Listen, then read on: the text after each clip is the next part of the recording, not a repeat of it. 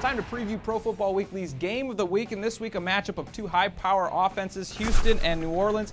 Guys, we've heard about the Texans being on the cusp of being an elite team for the last few years, but they always seem to be a letdown and never quite get it done. Is this the week they beat a good team and join that group, Arthur?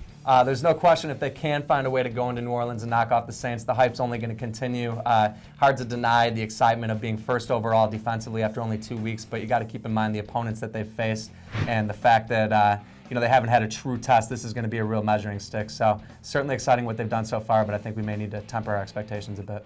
Yeah, I think the Saints are, on the other hand, pretty battle tested. You go up against the Packers in Week 1, almost come away with a victory there, and then totally blow out the Bears in Week 2, a team that was in the postseason, and beat the Falcons in Week 1. They've shown that they can beat good teams, and I don't know if the Texans have done that yet, so that is the test for them this week. Yeah, we know these offenses can both score points, but really it's the defenses and the defensive coordinators that maybe should get more attention here. Both very high-profile guys, Greg Williams with the Saints and Wade Phillips with the Texans. Wade Phillips got in that unit going in a hurry. Which one of these guys do you think will develop the better game plan to stop the other? Both great coordinators. I think they both have very good game plans. I think maybe Greg Williams as a unit is a little bit more prepared to execute that.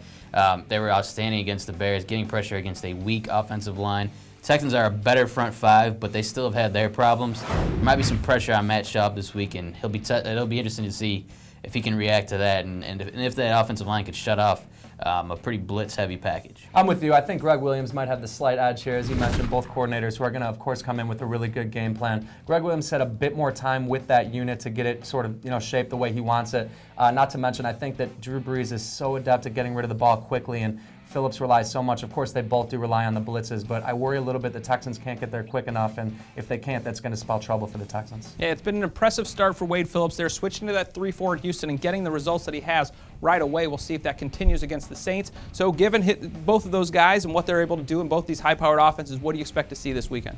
I think the Saints are going to come out with a win. I think playing at home in the Superdome, when you have that crowd on your side, makes a huge difference, just as the Bears, and I think that this one will be a shootout type of game that the Saints will win. I'm with you. I think going into the Dome, as you mentioned, tough place to play. I don't think it's going to be really a slight on the Texans if they don't come out on the winning end, but I give the slight edge to the Saints in this one. Yeah, we talked about that it's still early. It's only week 3, but a win in New Orleans is going to start the hype machine for the Texans. Start hearing Super Bowl, playoffs, all these things. We'll see if that's what happens. That's a look at our Game of the Week. For the best coverage of the NFL, check us out at ProFootballWeekly.com.